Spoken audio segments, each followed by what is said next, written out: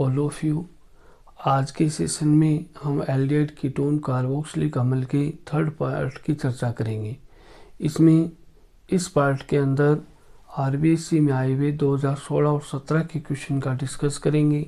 ये क्वेश्चन सभी स्टूडेंट के लिए इम्पोर्टेंट हैं और इससे आपको नए नए कॉन्सेप्ट का पता लगेगा, नए नए कॉन्सेप्ट आप नए सीखेंगे। तो आज का पहला क्वेश्चन देखो, प्राथमिक अल्कोहल के ऑक्सीकरण से किस प्रकार के यौगिक बनाए जा सकते हैं। तो जब हम अल्कोहल का ऑक्सीकरण करते हैं, प्राथमिक अल्कोहल का ऑक्सीकरण करते हैं, तो इससे हमें पहले तो एल्डिहाइड प्राप्त होते हैं, एल्डिहाइड प्राप्त होंगे और उसका आगे अगर हम ऑक्सीकरण और करवा दें तो हमें संगत कार्बोक्सिलिक अम्ल प्राप्त होते हैं। तो हम क्या बताना है इस क्वेश्चन का आंसर, हमें ये बताना है कि अगर हम प्राथमिक अल्कोहल का ऑक्सीकरण कराएंगे तो हमें पहले एल्डिहाइड प्राप्त होंगे और जिनका आगे ऑक्सीकरण कराने पर कार्बोक्सिलिक अम्ल प्राप्त होते हैं। नेक्स्ट क्वेश्चन हम देखो, टोलेन परीक्षण किस समूह की पहचान हेतु उपयोग में लाया जाता है। रासायनिक समीकरण दीजिए। टोलेन परीक्षण का उपयोग किया जाता है एल्डिहाइड समूह की पहचान के लिए और इसकी रासायनिक समीकरण अगर अपने को लिखनी हो तो टोलेन परीक्षण के लिए हम क्या लिखेंगे कि ये मान लो कोई एल्डिहाइड हो गया और इसके साथ में टोलेन रिएजेंट की रिएक्शन लिखनी है। तो टोलेन रिएजेंट को हम इस प्रकार से लिखते हैं, ऐसे हम लिखते हैं, देखो इस प्रकार से आ जाएगा, ये टोलेन रिएजेंट हो गया और साथ में अपने को इसको गर्म करना है। तो अब इसका उत्पाद क्या बनेगा वो देखो, यहाँ से एक तो कार्बोक्सिलिक अम्ल का आयन बन जाएगा और साथ में यहाँ पर सिल्वर धातु बनेगी जिसके कारण सिल्वर दर्पण बनता है और ये अमोनिया के अणु हैं, तो अमोनिया के अणु इस प्रकार से हम लगा देंगे। फिर उसके बाद देखो यहाँ पर देखो इस समीकरण में एक ऑक्सीजन ये थी, एक 3 ऑक्सीजन ये हैं, 3 है ये। अब 3 में से एक तो यहाँ आ गई तो यहाँ पर 2 बच गई, 3 हाइड्रोजन बच गई, एक हाइड्रोजन इधर से ले लिया तो यहाँ हम 2 अणु जल के निकाल देंगे। तो इस प्रकार से ये समीकरण बन जाएगी और टोलेन परीक्षण का उपयोग एल्डिहाइड समूह की पहचान के लिए हम प्रयुक्त करते हैं। नेक्स्ट क्वेश्चन देखो, क्लीमेंसन अपचेन एवं वोल्फ किस्नर अपचेन में कोई एक अंतर लिखिए। देखो ये दोनों ही अभिक्रियाएं एल्डिहाइड या कीटोन का अपचयन करके और एल्केन बनाने में उपयोगी होती हैं। एल्डिहाइड कीटोन का अपचयन एल्केन में करवाती हैं। तो इसका कैसे विभेद करेंगे, देखो कैसे अंतर किया जाएगा। क्लीमेंसन अपचयन में क्या होता है, जैसे कोई भी ये एक एल्डिहाइड है, ये मान लीजिए एक एल्डिहाइड है और इसकी रिएक्शन अपने को करानी है क्लीमेंसन अपचयन। तो क्लीमेंसन अपचयन में हम क्या करते हैं, जिंक अमलगम और इसके साथ में सांद्र HCl इसके साथ में इसका अपचयन करवाते हैं। तो ये ऑक्सीजन है वो अलग हो जाता है, ये बंद यहाँ से टूटेगा, ऑक्सीजन जल के अणु में जाएगा और यहाँ पर 2 हाइड्रोजन लगा के इसको CH3 समूह में बदल देंगे इस कार्बन को। तो यहाँ पर 2 हाइड्रोजन, 2 इधर, 4 हाइड्रोजन हम ऐसे लिख देते हैं और फिर यहाँ पर RCH3 आ जाएगा, साथ में आ जाएगा यहाँ पर जल का अणु। तो ये इस तरह से हम जल का अणु यहाँ साथ में लिख देंगे। ये तो हो गया क्लीमेंसन अपचयन, ये क्लीमेंसन अपचयन की अभिक्रिया है। अब बात है अपनी वोल्फ किस्नर अपचयन। तो वोल्फ किस्नर अपचयन में क्या होता है, देखो वोल्फ किस्नर अपचयन में अपने एल्डिहाइड या कीटोन, जैसे ये भी एल्डिहाइड लिया है, एल्डिहाइड या कीटोन की रिएक्शन अपने कराते हैं हाइड्रोजन के साथ। हाइड्रोजन होता है NH2NH2, इसके साथ रिएक्शन करवाते हैं। अब इसके साथ रिएक्शन कराएंगे तो यहाँ पर अपने पास ये बन जाएगा, देखो CH और ये N, फिर ये NH2, हाइड्रोजन बनेगा इसका। फिर इस हाइड्रोजन को अपने को क्या करवाना है, किसी उच्च कवचनांक वाले विलायक जैसे ethylene glycol, ethylene glycol, ethylene glycol. इसके अंदर अपने को इसको KOH के साथ में गर्म करना है, KOH के साथ में हम गर्म करेंगे। तो देखो यहाँ से ये N2 जो है, N2 गैस निकल जाएगा। N2 गैस निकलने के बाद देखो क्या बनने वाला, ये 2 हाइड्रोजन जो हैं वो इस कार्बन के साथ में जुड़ जाएंगे, तो ये बन जाएगा RCH3 और साथ में N2 गैस है वो यहाँ से निकल जाएगा। तो देखो दोनों में ही अपने पास एल्केन आ रहा है, इधर भी ये कोई न कोई एल्केन है और यहाँ भी कोई न कोई ये एल्केन बन रहा है। तो दोनों में उत्पाद तो सेम ही बनते हैं, लेकिन अंतर हो जाता है इन रिएजेंट का। तो हमें रिएजेंट वाला ही अंतर बताना है। देखो क्लीमेंसन अपचयन में एल्डिहाइड या कीटोन का अपचयन जिंक अमलगम व सांद्र HCl की उपस्थिति में करवाया जाता है तो एल्केन बनता है, जबकि वोल्फ किस्नर अपचयन में एल्डिहाइड या कीटोन की अभिक्रिया हाइड्रोजन से करवाने के बाद किसी उच्च कवचनांक वाले विलायक जैसे एथिलीन ग्लाइकोल में KOH के साथ गर्म करने पर हमें एल्केन प्राप्त होती है। तो यही इनमें हम अपने रिएजेंट वाला अंतर लिख देंगे। नेक्स्ट क्वेश्चन में देखो, एल्डोल अभिक्रिया को रासायनिक समीकरण की सहायता से समझाइए। यानी एल्डोल संघनन है उसको समझाना है, जिसमें मध्यवर्ती एक एल्डोल बनता है। तो देखो यहाँ पर जैसे अपने एल्डोल रिएक्शन को समझा रहे हैं, तो एल्डोल अभिक्रिया कहाँ होती है, ऐसे एल्डिहाइड जिनमें अल्फा हाइड्रोजन उपस्थित होता है उनके अंदर एल्डोल अभिक्रिया होती है। तो इस तरह से ये अल्फा हाइड्रोजन, यहाँ पर 3 अल्फा हाइड्रोजन है, तो अपने यहाँ इस जैसा ये कणु और ले लेते हैं। तो ये कणु और हमने इस तरह से ले लिया ऐसे, ठीक है, और ये कणु ले लिया। अब अपने को इसकी अभिक्रिया करवानी है तनु क्षार की उपस्थिति में। तो तनु NaOH की उपस्थिति में अभिक्रिया हुई, यहाँ से ये हाइड्रोजन है वो इस ऑक्सीजन की ओर चला जाएगा, ऑक्सीजन पर चला जाएगा। तो यहाँ क्या बनने वाला है, ये ऐसे यहाँ पर एल्डोल बन जाएगा, इसको एल्डोल बोलते हैं। इस प्रकार का ये बनेगा, इसको अपने एल्डोल बोलेंगे।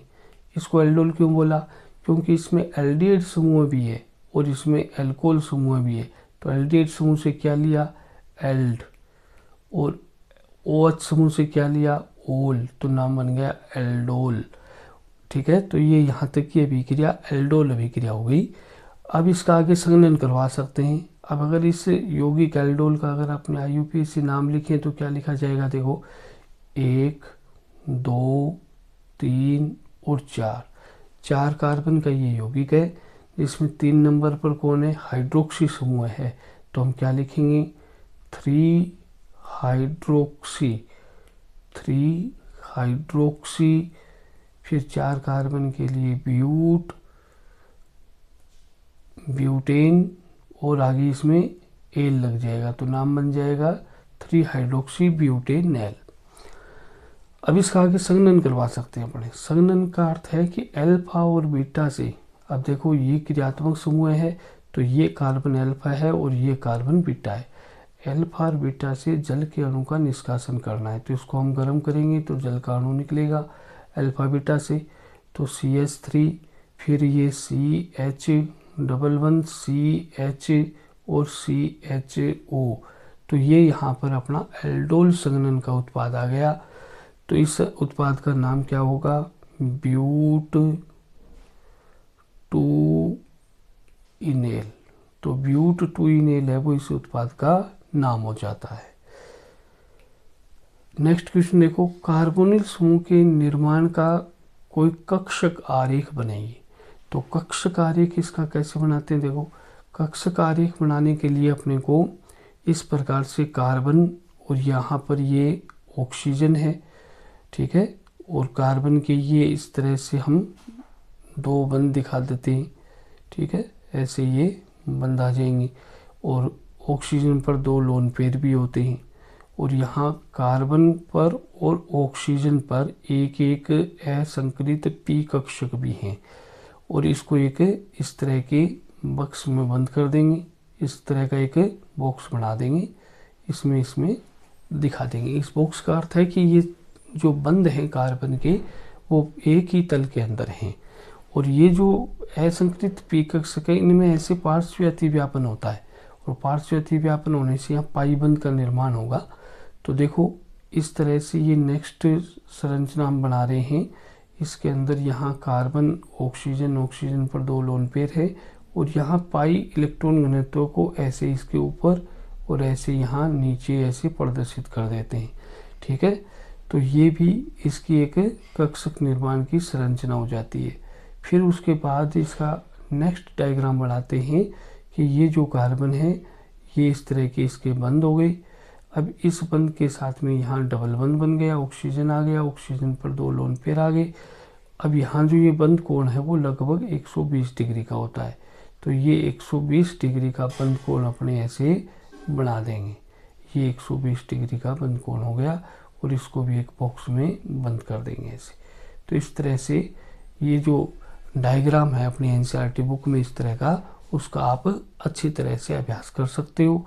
ये डायग्राम भी कई बार पूछा जाता है, और वैसे भी ये डायग्राम आपको आना चाहिए।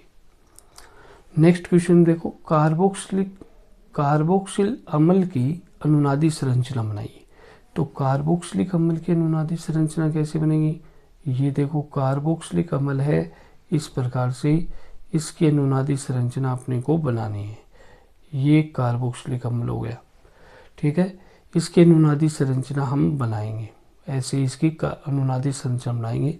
तो देखो ये बंध है वो इधर चला जाएगा ऑक्सीजन पर, और यहाँ से लोन पेयर हैं वो इस बंध को निर्माण कर लेंगे। तो यहाँ पर नेक्स्ट संरचना कैसे बनने वाली है? देखो इसकी संरचना बनेगी कि ये आर ग्रुप हो गया, और यहाँ पर सिंगल बॉन्ड आ गया, सिंगल बॉन्ड के साथ ऑक्सीजन पर 3 लोन पेयर आ गए, और 3 लोन पेयर की वजह से यहाँ पर माइनस आ गया, और यहाँ डबल बॉन्ड बन गया, ऑक्सीजन आ गया, H आ गया, ऑक्सीजन पर एक धनावेश आ गया, 1 लोन पेयर आ गया। तो यहाँ पर ये बंध अगर इधर जाता है तो ये बड़े इलेक्ट्रॉन वापस यहाँ बंध बना लेते हैं, तो इससे वापस ये संरचना बन जाती है। नेक्स्ट क्वेश्चन में देखो, निम्न को प्राप्त करने की रासायनिक समीकरण दीजिए। गिरनार अभिकर्मक से कार्बोक्सिलिक अम्ल। तो गिरनार अभिकर्मक से कार्बोक्सिलिक अम्ल अपने कैसे बनाते हैं? देखिए अगर हम गिरनार अभिकर्मक जैसे RMGX है, RMGX की रिएक्शन करवाते हैं CO2 के साथ, कार्बन डाइऑक्साइड के साथ। ठीक है, और यहाँ हम लिख देते हैं शुष्क ईथर। तो शुष्क ईथर की प्रेजेंस में ये रिएक्शन करवाएंगे, तो एक मध्यवर्ती बनेगा यहाँ पर। इस प्रकार से देखो इस प्रकार का एक मध्यवर्ती बन जाएगा, ऐसे ये मध्यवर्ती बनेगा, एक योगो उत्पाद बनेगा ये। ठीक है, तो एक योगो उत्पाद बना देंगे, और फिर इस योगो उत्पाद का हम कराएंगे जल अपघटन। ठीक, ये जल अपघटन कराएंगे। तो जल अपघटन में देखो ये बंध है ये टूट जाएगा, और यहाँ पर क्या लग जाएगा H, और इधर साइड में क्या लगने वाला है OH। तो आगे फिर बनेगा क्या इसका उत्पाद? देखो ये वाला कार्बोक्सिलिक अम्ल अपने पास आ जाता है। तो इस कार्बोक्सिलिक अम्ल को हम इस तरह से दिखाएंगे, देखो RCOOH, और साथ में ये आ जाएगा MgXOH। तो ये कार्बोक्सिलिक अम्ल अपने पास आ गया। तो इस प्रकार इसे अभिक्रिया से गिरनार अभिक्रमक से कार्बोक्सिलिक अम्ल बनाया जा सकता है। नेक्स्ट क्वेश्चन में देखो, एथिल बेंजोइट से बेंजोइक अम्ल। तो एथिल बेंजोइट से बेंजोइक अम्ल कैसे बनाएंगे? एथिल बेंजोइट क्या होता है? एथिल बेंजोइट होता है कि ये बेंजीन रिंग आ गई, और इसके आगे ये यहाँ पर एथिल बेंजोइट समूह यहाँ ऐसे आ जाएगा। तो ये हो गया एथिल बेंजोइट। इससे बनाना है बेंजोइक अम्ल, तो इसके अंदर जल के अणु का योग कराएंगे। जल के अणु का योग कैसे होगा वो देखो, HOH, और ये हो जाएगा यहाँ पर तनु H2SO4 की उपस्थिति में। तो ये तनु H2SO4 की उपस्थिति में हो गया। तो यहाँ से देखो जल का अणु हम इसमें जोड़ेंगे। तो जल का अणु कैसे जुड़ने वाला है वो देखो आप। तो जल का अणु मान लो इसको ऐसे, यहाँ से हम ऐसे ब्रेक कर देते हैं, देखो इस प्रकार से, और यहाँ OH लगा दिया, इधर H लगा दिया, तो ये यहाँ पर क्या बन गया अपना बेंजोइक अम्ल बन गया। तो ये बन गया बेंजोइक अम्ल। और साथ में क्या बन जाएगा, साथ में बन जाएगा यहाँ पर एथिल एल्कोहल C2H5OH। ये यहाँ पर एथिल बेंजोइट से बेंजोइक अम्ल का निर्माण हो गया। दूसरे में देखो बेंजोइक अम्ल से बेंजामाइड, इसका जो ये थर्ड ऑप्शन है इसके अंदर बेंजोइक अम्ल से बेंजामाइड बनाना है। तो इसमें कैसे बनाएंगे, पहले तो अपने बेंजोइक अम्ल, ये वाला बेंजोइक अम्ल होता है, तो ये देखो C6H5COOH, तो इस तरह से ये बेंजोइक अम्ल हो गया। इसकी अभिक्रिया कराते हैं अपने अमोनिया के साथ, NH3 के साथ अभिक्रिया कराएंगे। तो पहले ये अमोनियम लवण बनेगा, तो C6H5 और ये COONH4, ये अमोनियम लवण बन गया। अब इस अमोनियम लवण को अपने गर्म करेंगे, अमोनियम लवण को गर्म करेंगे तो जल का अणु निकल जाएगा। जल के अणु के निकलने से देखो C6H5 CONH2 बन जाएगा। ये यहाँ पर अपने पास आ गया बेंजामाइड, तो ये यहाँ क्या है बेंजामाइड। ठीक है, तो इस तरह से हम कार्बोक्सिलिक अम्ल या बेंजोइक अम्ल की अभिक्रिया अमोनिया से कराते हैं। तो पहले तो अमोनियम लवण बनेगा और फिर उसके बाद अपने यहाँ पर इसको गर्म करने से जल के अणु का निष्कासन होगा और एमाइड का निर्माण हो जाएगा। तो ये तो अपना इसका सेकंड पार्ट था और ये थर्ड पार्ट की अभिक्रिया है जो अपने इस क्वेश्चन में लिखा हुआ है। नेक्स्ट क्वेश्चन में देखो एल्डिहाइड कीटोन एवं कार्बोक्सिलिक अम्ल में विभेद कैसे करेंगे। तो ये तीन चीज़ें देती हैं अपने को, एक तो एल्डिहाइड हो गया, एक कीटोन है, एक कार्बोक्सिलिक अम्ल है। सबसे पहले अपने कार्बोक्सिलिक अम्ल को विभेद कर लेंगे, कार्बोक्सिलिक अम्ल की पहचान कर लेंगे। तो कार्बोक्सिलिक अम्ल की पहचान कैसे करेंगे वो देखो आप। कार्बोक्सिलिक अम्ल की पहचान करने के लिए अपने पास एक रिएक्शन होती है, देखो कार्बोक्सिलिक अम्ल की रिएक्शन करवाते हैं सोडियम बाइकार्बोनेट के साथ। तो ये सोडियम बाइकार्बोनेट है, इसके साथ रिएक्शन करवा दी, तो इससे क्या बनने वाला है CO2 गैस बनती है। तो एक तो इसमें देखो कार्बोक्सिलिक अम्ल का सोडियम लवण है और साथ में हम एक CO2 निकाल देंगे और एक जल का अणु निकाल देंगे, तो ये रिएक्शन ऐसी हो जाती है। तो जब कार्बोक्सिलिक अम्ल है वो NaHCO3 सोडियम बाइकार्बोनेट या सोडियम हाइड्रोजन कार्बोनेट से अभिक्रिया करता है, तो यहाँ पर CO2 गैस बाहर निकलती है, जबकि कीटोन और एल्डिहाइड ये अभिक्रिया प्रदर्शित नहीं करते हैं। अब यहाँ पर देखो, अब कार्बोक्सिलिक अम्ल की पहचान हो गई इस रिएक्शन से, ये कार्बोक्सिलिक अम्ल की पहचान करने की रिएक्शन है। अब अपने एल्डिहाइड या कीटोन में विभेद करने के लिए टोलेन रिएजेंट लगा सकते हैं। तो टोलेन फ्रिक्शन है वो एल्डिहाइड की पहचान करवाएगा। कैसे होगा देखो, ये हो गया एल्डिहाइड, कोई एल्डिहाइड ले लिया, इसकी अभिक्रिया हमने करवा दी, ये यहाँ पर टोलेन अभिकर्मक से अभिक्रिया करवा दी। तो ये टोलेन अभिकर्मक से हमने अभिक्रिया करवा दी, तो ये इस प्रकार से टोलेन रिएजेंट है, इससे अभिक्रिया करा दी। तो यहाँ इस अभिक्रिया में देखो एक तो ये कार्बोक्सिलेट आयन बनता है, तो एक तो कार्बोक्सिलेट आयन बन गया, एक ही सिल्वर धातु बनने के कारण चमकदार सिल्वर दर्पण बनता है और साथ में अमोनिया के अणु आ जाते हैं। तो अमोनिया के अणु यहाँ पर आ जाएंगे, तो ये 4 अमोनिया के अणु बन जाएंगे ऐसे। और फिर उसके साथ में और क्या बनने वाला वो देखो, और इसके साथ में बनेगा जल के अणु। तो ये जल के अणु जो हैं वो हम बना देंगे, तो जल के अणु 2 जल के अणु यहाँ पर अलग कर देंगे। तो इस प्रकार से एल्डिहाइड की पहचान हो गई। तो 2 चीज़ों को पहचान कर लिया, तो तीसरा बच गया, वो कीटोन हो गया, क्योंकि कीटोन है वो न तो टोलेन फ्रिक्शन देंगे और न सोडियम बाइकार्बोनेट के साथ अभिक्रिया करेंगे। तो जो इन दोनों रिएजेंट से अभिक्रिया नहीं करेगा वो यहाँ पर अपना कीटोन बच जाएगा। नेक्स्ट क्वेश्चन में देखो अधोलिखित यौगिक का IUPAC नाम लिखो। अब जो ये यौगिक लिखा हुआ है इसका IUPAC नाम लिखना है अपने को। अब इसमें सबसे पहले यहाँ से नंबरिंग करेंगे, तो 1 नंबर कार्बन, 2 नंबर कार्बन, फिर ये 3 नंबर कार्बन, फिर ये 4 नंबर कार्बन। तो 4 नंबर कार्बन है, 4 कार्बन की चेन है, तो हम 4 कार्बन के लिए क्या कहेंगे, ब्यूटेन। ब्यूटेन। लेकिन अभी इसमें डबल बंद है तो अपने इसको ब्यूटेन ने बोल के ब्यूट बोलेंगे पहले, तो ये हो गया ब्यूट। फिर उसके बाद क्या आएगा, देखो 2 पर डबल बंद है तो ब्यूट 2 इन, और फिर 1 पे ओई कमल होता है तो इसके साथ ही हम लगा सकते हैं ब्यूट 2 इनोई कमल।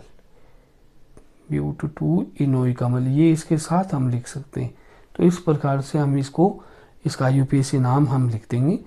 नेक्स्ट क्वेश्चन देखो, निम्नलिखित अभिक्रिया के अनुक्रम में एक्स और वाई को पहचानिए और इनके रासायनिक सूत्र व यूपीएससी नाम लिखिए। देखो ध्यान से, यहाँ पर देखो एल्कोहल है, इस एल्कोहल की KMnO4 से ऑक्सीकरण करवाया गया है, तो X जो बनने वाला है वो कार्बोक्सिलिक अम्ल बनेगा, क्योंकि KMnO4 प्रबल ऑक्सीकारक है। तो एल्कोहल का जब ऑक्सीकरण करेगा तो X क्या बन जाए, X यहाँ पर क्या बन जाएगा, X बन जाएगा कार्बोक्सिलिक अम्ल। अब जितने कार्बन का एल्कोहल लिया है उतने कार्बन का कार्बोक्सिलिक अम्ल बनने वाला है, तो यहाँ 2 कार्बन का एल्कोहल लिया है तो 2 कार्बन का कार्बोक्सिलिक अम्ल बनेगा। फिर उसके बाद आ गया Y, तो अमोनिया के साथ अगर हम गर्म करते हैं तो अमोनिया के साथ गर्म करने से यहाँ पर एमाइड बनता है। तो देखो Y का अर्थ क्या आ जाएगा, देखो Y का मीनिंग हो जाएगा CH3CONH2। ठीक है, तो ये इसका अभिक्रिया में X और Y अपने पास आ गए। अब इनको नाम लिखना है, तो ये सूत्र हो गए, इनके यूपीएससी नाम हम लिख सकते हैं। तो ये तो हो गया एथेनोइक अम्ल, एथेनोइक अम्ल, ये एथेनोइक अम्ल है, और इसका नाम होता है एथेनेमाइड, एथेनेमाइड। तो ये यहाँ पर इन दोनों के नाम हो गए। तो इस प्रकार से हम इसकी पहचान कर सकते हैं। नेक्स्ट क्वेश्चन देखो, कलीमेंसन अपचयन अभिक्रिया लिखिए। कलीमेंसन अपचयन में क्या करते हैं, एल्डिहाइड या कीटोन, जैसे ये कि एक मान लो अपने पास कीटोन है, एल्डिहाइड भी ये अभिक्रिया प्रदर्शित करेंगे, कीटोन भी करेंगे। ठीक है, इसका अपने को अपचयन कराना है, और अपचयन के लिए जो अपचायक होगा वो कौन सा लिया जाएगा, जिंक अमलगम और सांद्र HCl। तो ये हो जाएगा देखो जिंक अमलगम, तो ये जिंक अमलगम हो गया, और साथ में क्या लेना है, सांद्र HCl, इसकी उपस्थिति में अपचयन करवाएंगे। तो देखो ये जो बॉन्ड आ रहा है, ये वाला जो बॉन्ड है, देखो ये वाला बॉन्ड, ये बॉन्ड यहाँ से ब्रेक हो जाएगा, और 2 हाइड्रोजन तो इधर लगा देंगे हम, 2 हाइड्रोजन, और 2 हाइड्रोजन इसके साथ लगा देंगे, तो ये तो एक जल का अणु निकल जाएगा, ये यहाँ पर क्या बन जाएगा, अपने CH2 आ जाएगा। तो इसमें देखो उत्पाद क्या बनेगा, CH3, फिर CH2, फिर CH3, ये उत्पाद बन गया। और इसमें जो सह उत्पाद बन रहा है वो ये यहाँ पर ऐसे एक जल का अणु है वो अलग निकल जाएगा। तो ये अपने पास यहाँ पर आ गया प्रोपेन, प्रोपेन है वो यहाँ इस अभिक्रिया का मुख्य उत्पाद अपने पास आ जाता है। तो अब देखो इस तरह से ये अभिक्रिया जो है वो एल्डिहाइड भी प्रदर्शित करते हैं और कीटोन भी प्रदर्शित करते हैं, और इसमें हम जितने कार्बन का एल्डिहाइड है या कीटोन है उतने कार्बन का हम क्या बना सकते हैं, कार्बोक्सिलिक एल्केन बना सकते हैं। अगला प्रश्न है, हेल वोलार्ड जेलिस की अभिक्रिया। हेल फोलार्ड या हेल वोलार्ड एक ही बात है, हेल फोलार्ड जेलिस की अभिक्रिया लिखिए।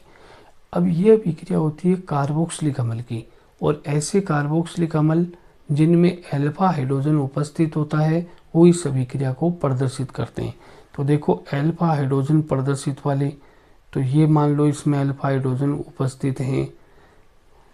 जो क्रियात्मक समूह से जुड़ा हुआ कार्बन होता है उसको अल्फा कार्बन कहते हैं, और अल्फा कार्बन पर जितने हाइड्रोजन हैं वो अल्फा हाइड्रोजन कहलाते हैं।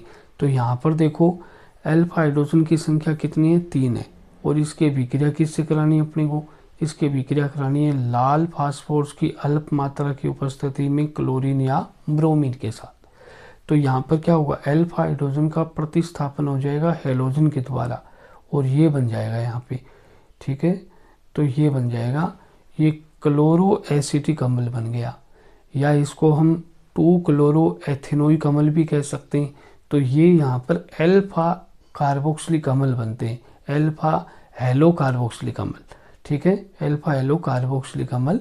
या इसको जैसे अभी इसका नाम अपने ऐसे लिख सकते हैं कि इसमें क्लोरो एसिटिक अम्ल। तो ये यहाँ पर क्या बन गया, क्लोरो एसिटिक अम्ल। तो ये क्लोरो एसिटिक अम्ल अपने पास यहाँ आ गया, तो ये इस अभिक्रिया का उत्पाद हो गया।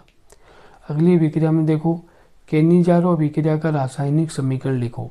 तो केनिजारो अभिक्रिया ऐसे अणु यानी ऐसे एल्डिहाइड प्रदर्शित करते हैं जिनमें अल्फा हाइड्रोजन उपस्थित नहीं होता है। तो देखिए इस प्रकार से अपने मान लो ये फॉर्मेल्डिहाइड ले लिया और इस फॉर्मेल्डिहाइड के 2 अणु ले लिए, इसकी अभिक्रिया कराएंगे हम सांद्र क्षार की उपस्थिति में, जैसे सांद्र NaOH, इसके साथ अभिक्रिया कराने वाले। तो यहाँ पर क्या बनेगा, यहाँ पर हम 2 अणु हैं, तो एक अणु का ऑक्सीकरण कराएंगे, एक अणु का अपचयन कराएंगे। तो एक अणु का जब ऑक्सीकरण होगा, तो एल्डिहाइड का जब ऑक्सीकरण होता है तो कार्बोक्सिलिक अम्ल बनता है, लेकिन यहाँ पर क्षार की उपस्थिति है तो हम कार्बोक्सिलिक अम्ल का सोडियम लवण बना देंगे।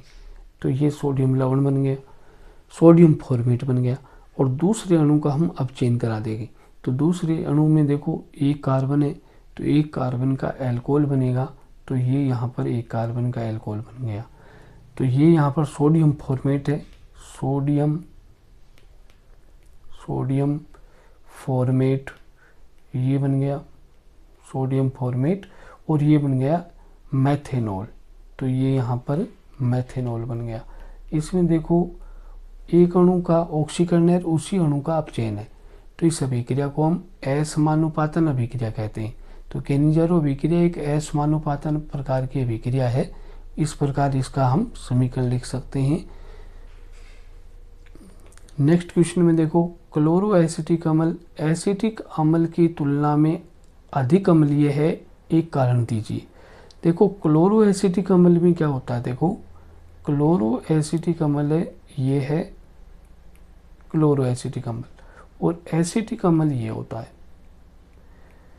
तो इनमें अगर अपने देखें तो क्लोरीन का -I प्रभाव लग रहा है, जबकि एसिटिक अम्ल में मेथिल समूह का +I प्रभाव लग रहा है।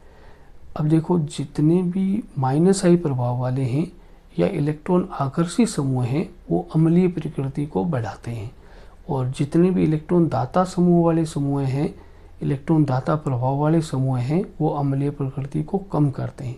तो यहाँ इलेक्ट्रॉन आकर्षी समूह क्लोरीन है जो अधिक अम्लीयता को प्रदर्शित करेगा, यानी अम्लीयता को बढ़ाएगा। देखो इसमें हम इस प्रकार भी समझा सकते हैं कि इन दोनों का हमने आयनन किया, यानी इससे प्रोटॉन निकाला, तो आयनन के बाद यहाँ से बनने वाली जो स्पीसीज है वो ये बनेगी, देखो इस प्रकार से बन जाएगा रेनाइन, और यहाँ पर बनने वाला स्पीसीज है वो ये है, इस प्रकार से ये रेनाइन बन जाएगा। अब ये दोनों जो रेनाइन बने हुए हैं इनके स्थायित्व को चेक करना है। जिस रेनाइन का स्थायित्व ज़्यादा है उसकी संगत अम्लीय गुण ज़्यादा हो जाएगा, उसका जो संगत यौगिक है वो अम्लीय गुण ज़्यादा प्रदर्शित करेगा। तो इनमें अपने देख सकते हैं, देखो कि ये जो क्लोरीन है ये -I प्रभाव लगाता है और इस रेनाइन को स्थायित्व प्रदान करता है, जबकि यहाँ पर ये CH3 है वो +I प्रभाव लगा रहा है, +I प्रभाव लग रहा है, जिससे रेनाइन अस्थायी बन रहा है। तो इन दोनों रेनाइनों में ये ज़्यादा स्थायित्व वाला होता है, ठीक है। और जब ये ज़्यादा स्थायित्व वाला है तो इसका जो संगत यौगिक है वो अधिक अम्लीय गुण प्रदर्शित करेगा। तो इन दोनों में हम कह सकते हैं कि क्लोरो एसिटिक अम्ल है वो एसिटिक अम्ल की तुलना में अधिक अम्लीय है, क्योंकि इसमें क्लोरीन का -I प्रभाव लगता है, जो इसके आयनन के बाद बने हुए इसके आयनन से बना हुआ जो रेनाइन है उसको स्थायित्व प्रदान करने की कोशिश करता है, जबकि इस एसिटिक अम्ल में CH3 का +I प्रभाव है वो इसके आयनन से बने हुए रेनाइन को अस्थायी बनाता है। तो इस प्रकार अपने इसको समझाएंगे। नेक्स्ट क्वेश्चन में देखो, यहाँ पर अपने को पूछा है कि 3CHO से यौगिक बनाने हैं, 2 यौगिकों का निर्माण करना, इनकी समीकरण लिखनी है अपने को, एक तो ब्यूट 2 इनेल और एक क्लोरोफॉर्म। तो यहाँ पर ब्यूट 2 इनेल कैसे बनाएंगे? ब्यूट 2 इनेल बनाने के लिए अपने पास अभिक्रिया होती है एल्डोल संघनन अभिक्रिया। तो एल्डोल संघनन अभिक्रिया से हम यहाँ पर ब्यूट 2 इनेल बना सकते हैं। इसके 2 अणु लेंगे और यहाँ तनु क्षार की उपस्थिति में अभिक्रिया करा देंगे, तनु NaOH की उपस्थिति में अभिक्रिया कराएंगे। तो यहाँ क्या बनने वाला देखो, पहले तो ये एक एल्डोल बनेगा, पहले तो ये एक एल्डोल बन जाएगा, ऐसे एक एल्डोल बन जाएगा, ऐसे एक एल्डोल बनेगा, ये एल्डोल बन गया। ठीक है, अब इस एल्डोल से अपने क्या करेंगे, जब इसका आगे संघनन करवाएंगे यानी इसको गर्म करेंगे तो इससे जल का अणु निकलेगा। ठीक है, और जल का अणु देखो, ये वाला जल का अणु यहाँ से निकल जाएगा। तो क्या बनने वाला है, CH3 CH double bond CH CHO। ठीक है, तो ये यहाँ पर बन गया अपना ब्यूट 2 इनेल। तो ये ब्यूट 2 इनेल, ये यहाँ पर बन गया ब्यूट 2 इनेल। ठीक है, तो ये इस ए का आंसर आ गया। इस बी वाले का, ब वाले का आंसर और देखेंगे, इसमें है क्लोरोफॉर्म अभिक्रिया। तो क्लोरोफॉर्म अभिक्रिया कैसे होगी, यानी क्लोरोफॉर्म कैसे बनाएंगे? तो देखो ये हो गया अपने पास ये एसिटल्डिहाइड। इस एसिटल्डिहाइड को हम सोडियम हाइपोक्लोराइट इसके साथ गर्म करेंगे, तो ये बंद यहाँ से टूट जाएगा और जो ये CH3 है वो क्लोरोफॉर्म का निर्माण कर देगा। अब जो बचा हुआ पार्ट है वो यहाँ पर कार्बोक्सिलिक अम्ल का सोडियम लवण बना देगा। तो ये जो उत्पाद बना है अपने पास, ये यहाँ पर अपने पास आ गया क्लोरोफॉर्म। तो ये जो उत्पाद है इसको हम क्लोरोफॉर्म कहेंगे और साथ में ये सोडियम फॉर्मेट हम बना देंगे। अगले प्रश्न में देखो, अगले प्रश्न में CH3CHO ये एथेनॉल ही है, फॉर्मल ये अपना एथेनॉल है, एसिटल्डिहाइड है। इससे अपने को बनाना है एथेन और मोनोक्लोरो एसिटिक अम्ल। एथेन बनाने के लिए अपने पास क्लीमेंसन अपचयन अभिक्रिया होती है, क्लीमेंसन अपचयन अभिक्रिया है, उससे हम एथेन बना सकते हैं, 2 कार्बन का एल्केन बना सकते हैं। और उसके लिए क्या करना है, जिंक अमलगम और सांद्र HCl इसके साथ अभिक्रिया करानी है। तो इसके साथ अभिक्रिया कराएंगे तो क्या बनेगा, देखो यहाँ पर 2 कार्बन का एल्केन बन जाएगा। तो ये बन गया अपने पास एथेन। और इसमें दूसरा जो पार्ट है, इसमें जो सेकंड पूछा हुआ है बी वाला, उसको कैसे बनाएंगे वो देखो, मोनोक्लोरो एसिटिक अम्ल। पहले हम क्या कर सकते हैं, पहले हम इस प्रकार से इसमें, जैसे ये यहाँ पर अपने पास एथेनॉल है तो इस एथेनॉल का ऑक्सीकरण करवा सकते हैं, क्षारीय KMnO4 से इसका ऑक्सीकरण करा देंगे। तो ये मान लो यहाँ पर KMnO4 है और वो भी क्षारीय है, तो इस तरह से हमने यहाँ इसका ऑक्सीकरण करा दिया। ठीक है, तो इसका ऑक्सीकरण करवा करके हम क्या बना देंगे, इसका ऑक्सीकरण करवा करके हम यहाँ पर इसका कार्बोक्सिलिक अम्ल बना लेंगे। तो ये 2 कार्बन का कार्बोक्सिलिक अम्ल आ गया। ठीक है, अब इससे मोनोक्लोरो एसिटिक अम्ल बनाना है, तो इसका हम हेल-वोलार्ड-जेलेस्की अभिक्रिया, जिसमें अल्फा हाइड्रोजन युक्त कार्बोक्सिलिक अम्ल है, वो लाल फास्फोरस और क्लोरीन की उपस्थिति में अभिक्रिया करेंगे, क्लोरीन से अभिक्रिया करेंगे और यहाँ पर क्या बन जाएगा, देखो अल्फा हेलो कार्बोक्सिलिक अम्ल का निर्माण हो जाएगा। तो इस तरह से हम इस रिएक्शन में ये बना लेंगे।